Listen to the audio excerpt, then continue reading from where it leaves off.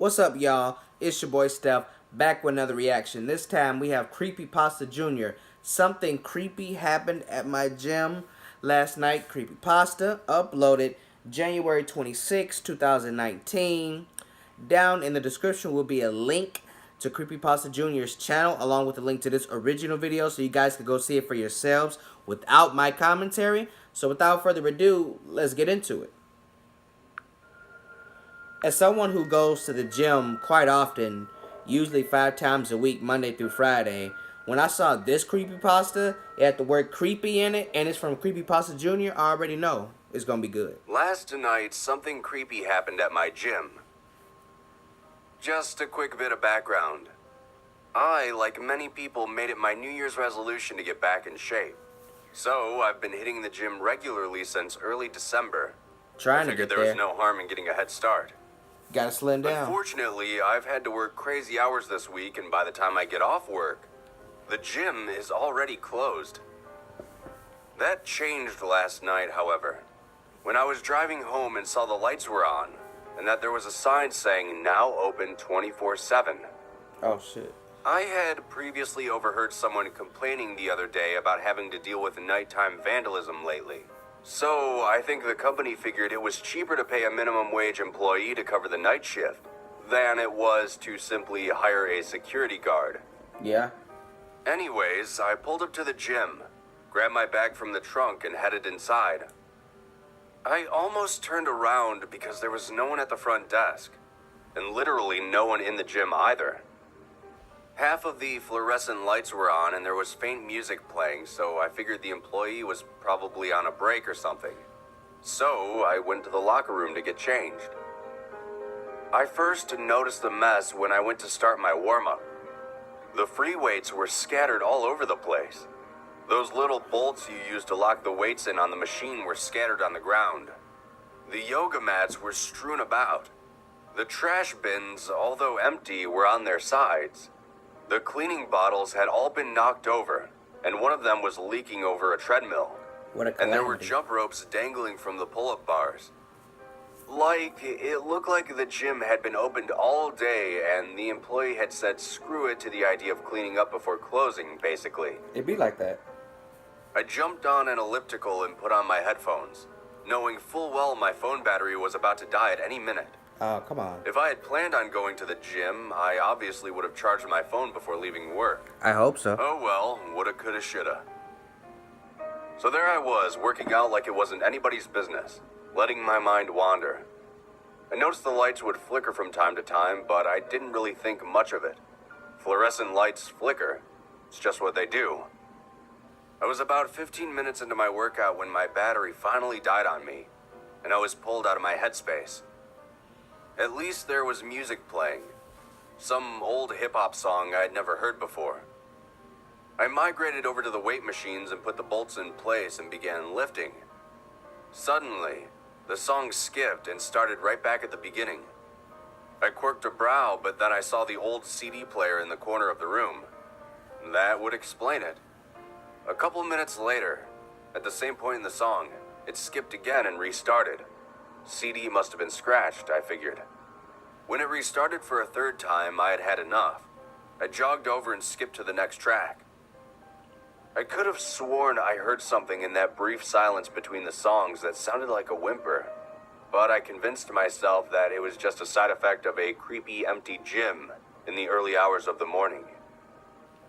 I went back to lifting weights, started getting really into the song, and suddenly, it started skipping and replaying the same line over and over again. Then, a few moments later, the power in the entire gym went out. But only for a second or two. To be honest, it caught me off guard and startled me. I nearly dropped the bar I was holding. The high-pitched shriek that accompanied the outage didn't help my nerves either. Right. And no, the shriek hadn't come from me. As soon as the lights came back on and since the music had stopped, I was able to really hear the whimpers I thought I had heard earlier. They drew my attention to the supply closet near the main desk.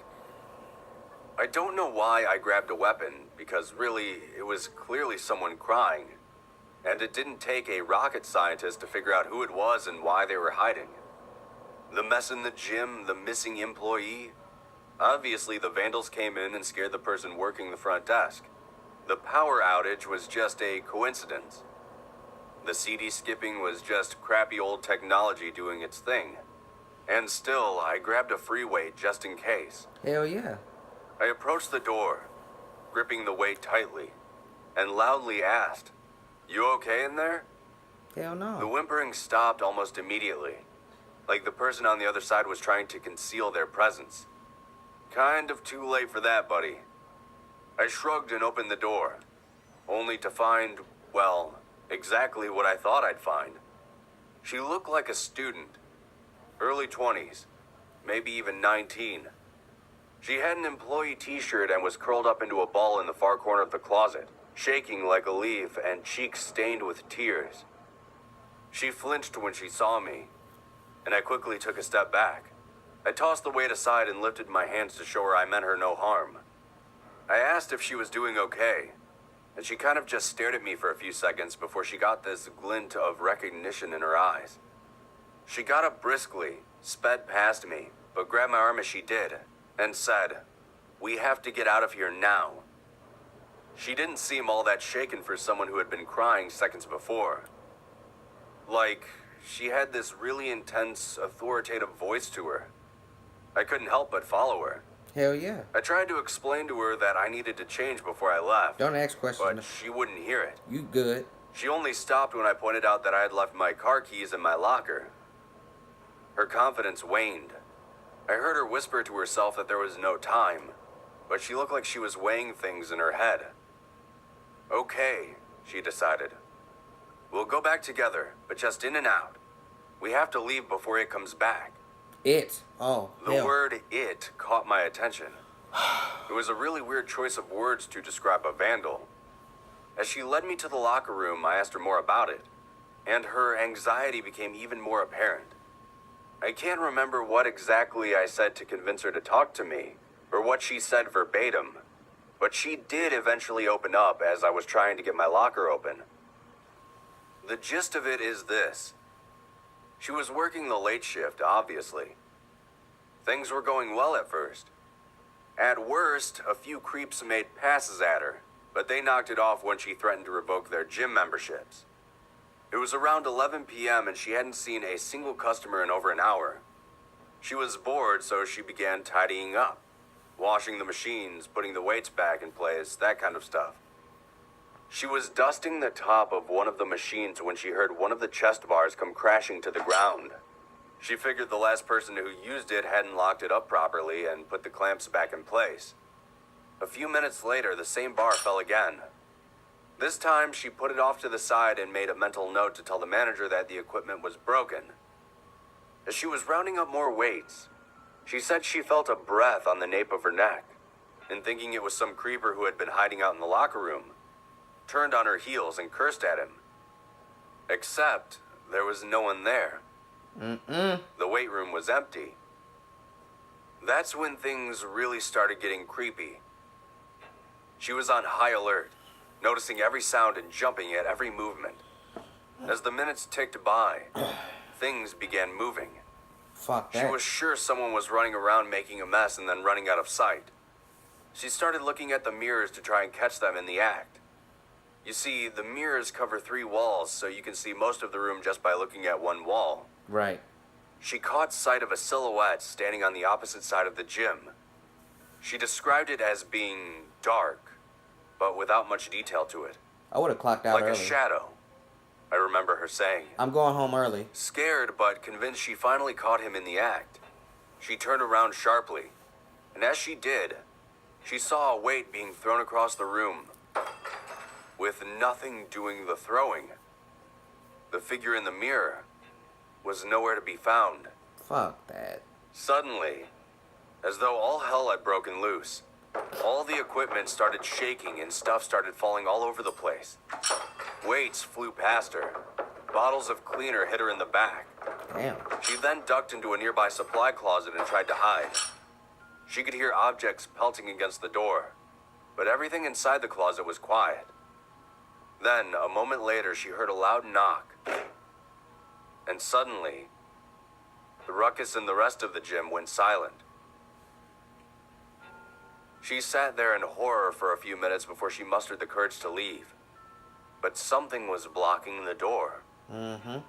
She couldn't see very well out of the crack in the door. Trapped. But it looked like one of the weight machines had been dragged all the way over to the closet and dropped there. Cue to her waiting in horror with the song stuck on repeat, and me around midnight entering the gym. Now, I gotta be honest, there was nothing blocking the door to the supply closet when I got there. I don't know if she imagined it or if it got moved or what.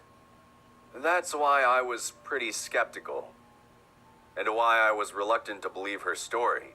Oh, you're It one of seemed those. a lot more likely that a bunch of vandals had just scared her. I was ready to dismiss the whole thing, but as we left the locker room and headed towards the front door, I heard the CD player turn itself back on. And then, the deafening crash of breaking glass. I ran into the gym, only to find every single floor-to-ceiling mirror shattered into pieces, with not a soul in sight who could have done it. Go. Not even some hooligans running away like thieves in the night. Go. The employee walked over and put a hand on my shoulder, asking me to leave. I wanted to. I really did. Wanted to. But I had become rooted to the ground. Oh, fuck. I swear to you, on everything I hold dear. As I stood there over hundreds of broken chunks of mirror, I could see our reflection staring back at us from every angle. You've been chosen. And in some of them, there was a dark figure standing behind us.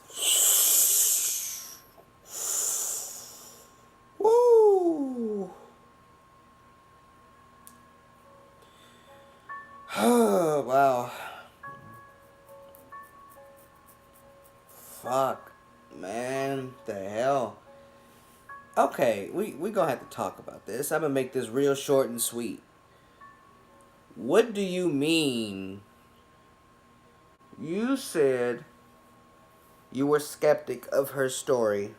Okay, I can understand that, I guess, for someone who doesn't believe in paranormal activity and the occults and the supernatural.